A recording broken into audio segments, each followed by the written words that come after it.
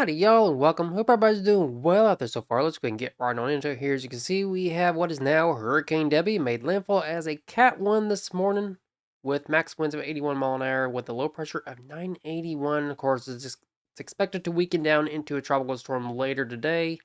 As you can see, we have tropical storm warnings, which goes into effect all the way up into the Carolinas, as it's supposed to be going up there as soon as the 6th. It's going to be bringing a lot of storm surge with it. So pull up the wording here by the National Hurricane Center. As of 11 o'clock this morning, we can see that, of course, still going to be bringing a lot of heavy rainfall, as a high risk has been issued for about a foot of rain and some storm surge as well. So please be aware of this if you are staying behind. And it's going to keep churning its way up into the Carolinas later on this week. As we take a look at the weather models, we can see that make a landfall today, of course, and it's expected to churn its way up into Georgia and make its way up into the Carolinas as soon as the 8th. And then it's going to make a backtrack into Alabama as we head into the weekend. And then it's going to be getting out of the country as we head into next week. So it's definitely going to be causing a lot of problems this week, a lot of major flooding, as a high risk has been issued for the next few days. So make sure you're aware of this. If you live in a low-lying area and if you see a flooded roadway, turn around and do not drown. Now, if you have evacuated and you want to know what's going on down there, we have Storm Chaser Vince Welty and Brandon Kopic and Corey Gherkin that are down there. And we also have, I'm going to show these as an example. I know they say don't show for broadcast, but we have these little mesovort things that show Horseshoe Beach. So definitely go check these out. If you have Radar Omega, go check those out. And please make sure you subscribe to Brandon Kopic and Vince and Corey Gherkin, as they are down there live streaming for what is now Tropical Storm Debby. So you can see, last update, 11 o'clock this morning, it's been downgraded into a tropical storm with winds of 70 mile an hour, max gusts of 85.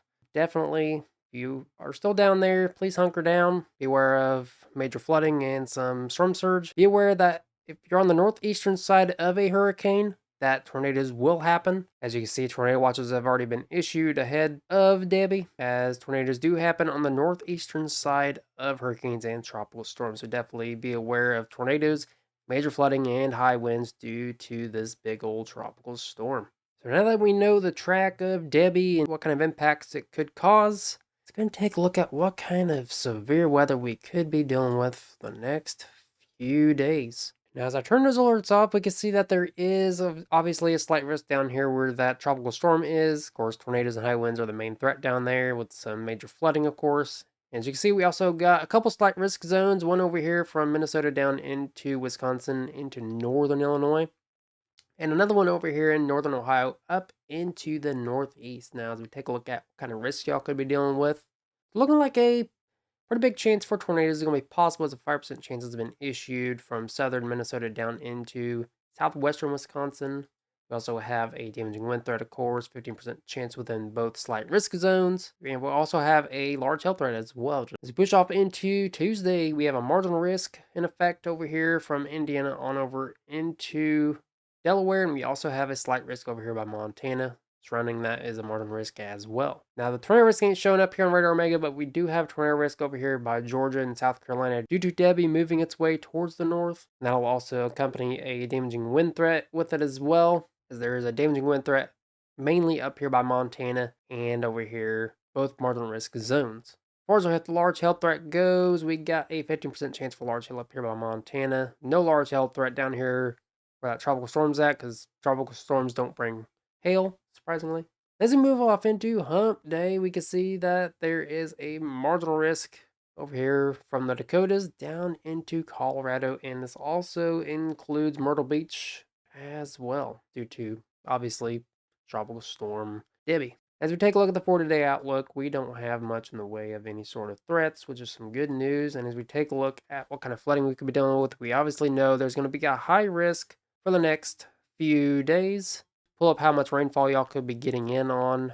Looking like we could be dealing with upwards of, hopefully y'all can see this with the tropical storm graphic on here, but it's looking like we could be dealing with upwards of a foot of rainfall due to Debby moving in. It's good for those drought conditions. I know some areas over here in the southeast have been dealing with some sort of drought conditions, so that's some good news. Kind of too much rain, to be honest with y'all. So definitely, like I said earlier, make sure if you live in a low-lying area to please be aware of this, and if you see a flooded roadway, turn around and do not drown. So now let's go ahead and get into the timing when y'all could expect the worst of severe weather for the next few days. Take a look at this. We're going to take a look at the HRRR model. Keep in mind that date and time's up here if you ever want to keep track. And keep in mind that tornadoes will be a possibility from Minnesota down into Illinois, as well as a damaging wind and a large hail threat. Now, we already know slight risk down here in Florida. We've already covered that, so let's go ahead and break down these couple slight risk zones here. So push us forward. It's looking like the worst severe weather is going to be occurring during the late evening into the overnight hours within both slight risk zones. Take a look at kind of wind gusts y'all could be coming in on. It's looking like y'all could expect upwards of 30-mile-an-hour wind gusts up here by Minnesota by right around 8 o'clock Eastern time. Now, this is right around 7 o'clock Central. And of course, over here by New York, y'all are under the gun for high winds as well. Right around 20-mile-an-hour wind gusts is what I would expect with higher wind gusts possible, of course. So make sure you put up anything you don't want damage from large hail or blowing around from high winds. There's also a tornado threat as well, so let's go and take a look at the significant tornado parameters. As it's looking like from right around 4 o'clock Central to right around 7 o'clock is when the greatest chance of seeing a tornado will be over here by Minnesota down into Wisconsin, as a 0.5 to 0.8 to almost a 1 out of 10 is possible. So definitely a pretty good chance of seeing a nocturnal tornado today if you live over there. So make sure you know your safety plan, know where to go when that tornado warning gets issued for your location, and have those alerts turned on as well. I know they're annoying, but they do save lives, so make sure have a way to get alerted, y'all. And over here by New Hampshire and Vermont, it's looking like the tornado threat is going to be occurring from around 7 o'clock to right around 10 o'clock. Pull up the composite reflectivity. We can see that there will be some clusters of storms in that area as well from right around 7 o'clock through 10 o'clock over by Vermont, New Hampshire, and from Minnesota down into Illinois. Looking like there'll be some clusters over there as well. So definitely, again, make sure you're hyper weather aware today, as tornadoes are going to be a possibility.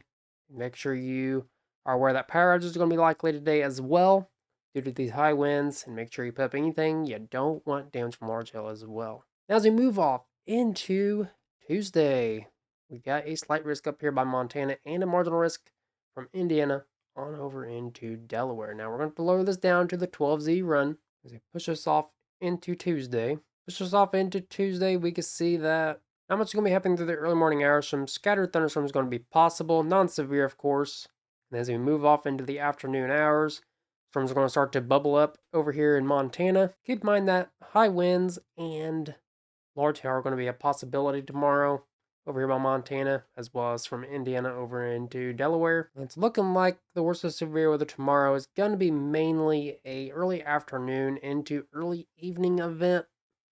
That's what I would expect over here. Now, from Indiana over into Delaware, I would expect that to be a late evening into overnight event. As you can see, there's some scattered thunderstorms. Mainly going to be a big old windbag event over here from Indiana over into Delaware.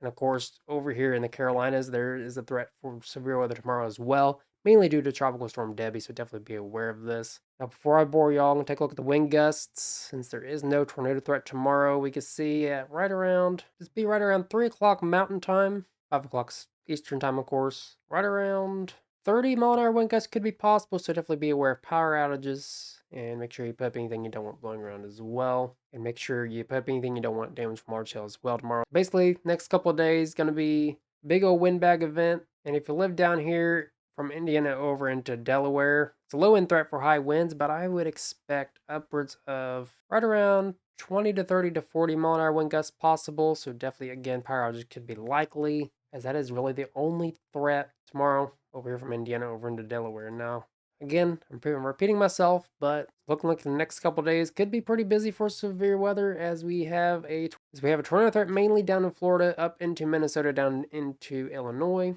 Mainly, it's going to be a big old windbag event, with Tuesday being mainly a high wind and large hail threat within both zones. As far as hump day goes, there is just a couple marginal risk zones, one down by Myrtle Beach and another one over here amongst the central part of the country. So let's go ahead and take a look at the weather bell models to take a look at the lightning flash density rate.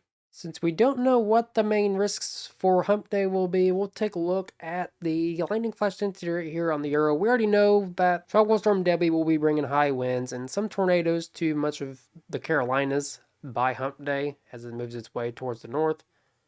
As far as the central part of the country goes, y'all are under the marginal risk. As we push this forward, we can see that the early morning hours, not much is going to be happening. And then as we move off into the early afternoon hours, it's looking like some storms could pop off at this time, could bring a lot of hail and maybe some high winds with it as well. But I will be keeping y'all informed on X and Facebook as I do daily weather updates on there. So make sure you go follow those pages if you haven't done so already, y'all. So now that we know the track of Debby, we know there's going to be some severe weather and some major flooding for the next few days. Let's go ahead and take a look at what we could expect for the next couple of weeks. We already know that Debby's going to be churning up into the Carolinas and making a little bit of a backtrack before it finally moves out of the country by next week. And once that moves out, it's looking like we could be coming into a little bit of a quiet pattern. Could be dealing with some severe weather over here by Kansas by Sunday and dealing with some more severe weather up here by the Montanas, and we're going to be coming into a little bit of a soggy pattern really for much of the country. It's looking like some severe weather could be ramping up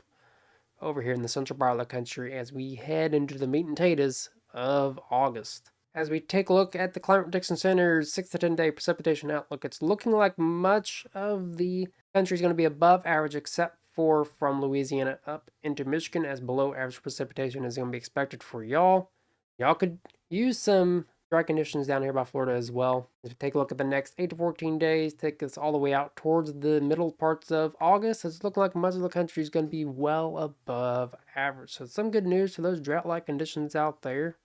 Have been pretty dry here as of late. As we take a look at what kind of temperatures we could be coming in on, see that it's going to be pretty darn hot today. Probably much of the country, and it's looking like we could be coming in on a cool down tomorrow up here in the north central part of the country, but it's looking like could be still dealing with the heat for really much of the country. Cooling down drastically as we head into the weekend from Montana down into Iowa. Gonna be feeling like fall out there, y'all. It's looking like some unseasonably cool air is going to be sticking around for much of the north central part of the country, and we're going to be coming back into this heat wave as we head into right around August 14th. Take a look at the temperature outlook by the Climate Prediction Center. They're showing us that much of the country is going to be heading into an unseasonably cool pattern as below average temperatures are going to be expected, while the southwestern and northwestern part of the country is going to be coming in on well above average temperatures. Next 8 to 14 days, we're expecting above average and near normal temperatures expected for much of the country except for parts of the northeast where below average temperatures are going to be expected. So definitely a fall-like pattern is going to be expected here soon, y'all. So look forward to that as pumpkin spice season is going to be making a return. Now lastly, let's go and take a look at the tropics to see if any more hurricanes are going to be affecting us in the near term. Now we already know Debby's going to be impacting much of the southeast. And it's looking like we have a 10% chance of tropical storm formation down here in the Gulf yet again. Something to watch, and I'll be keeping an eye on it. Take a look at the Eastern Pacific. We have Fabio and Amelia. Not going to affect much of anybody. Going to be turning into a tropical depression as soon as Wednesday. We also have Carlota, and Daniel out there. These ain't going to affect much of anybody. They might bring some heavy rainfall towards Hawaii. They're not going to affect much of anybody, so not really much to worry about. Now lastly, let's go ahead and take a look at the GFS to see if any more tropical storms or hurricanes are going to be affecting us in the near term. We already know that we got Debby doing the spinnerooning, affecting much of the southeast, getting out of the country by next week. We have that 10% chance down here in the Gulf, or in the Caribbeans, which might actually impact much of southeastern Texas and into southern Louisiana as we head into Tuesday. Something to watch. I'll definitely keep an eye on this. Definitely something pretty concerning. And other than that, we don't have much in the way of any more tropical storms forming out there. As we take a look at the sea surface temperatures, we can see that the Gulf has cooled down a little bit due to Debby, but down here by the Caribbean, it's still pretty toasty down there. Still dealing with some pretty prime conditions for hurricane development in the near term. So definitely be aware of Debby, y'all, as it's going to be causing a lot of problems as we head into this weekend. Well, I hope y'all enjoyed today's weather forecast. If you did, make sure you hit that like and share button so more folks are informed about the weather. Don't forget to hit that subscribe button as well. Button notifications turned on so you never miss an upload, because at Here Always Weather, we try to make weather forecasting fun and informative. Also, leave me some feedback in the comment section down below, as feedback helps provide you, the viewer, better and more informative content in the future. So basically, to sum up this video, prepare for Debby, as it's going to be causing a lot of heavy rainfall and flooding, and causing some high winds and a few tornadoes on the northeastern side as well, possibly up by the Carolinas as soon as possibly by Wednesday or Thursday, so definitely be aware of this. Also be aware that we're going to be coming into a uptick and some severe weather amongst the central half of the country, as well as another potential tropical storm that will affect much of southeastern Texas into southern Louisiana. I'll definitely be keeping an eye on that, so definitely go follow my X and Facebook pages. We'll keep you all informed as I do daily weather forecasts on there. So again, like, comment, subscribe, y'all. Appreciate everybody, and stay safe if you're down by Florida as well, as Brandon, Corey, and Vince will be keeping an eye on that on the ground. So go subscribe to them if you haven't done so already. So again, like, comment, subscribe. Until next time, never stop forecasting.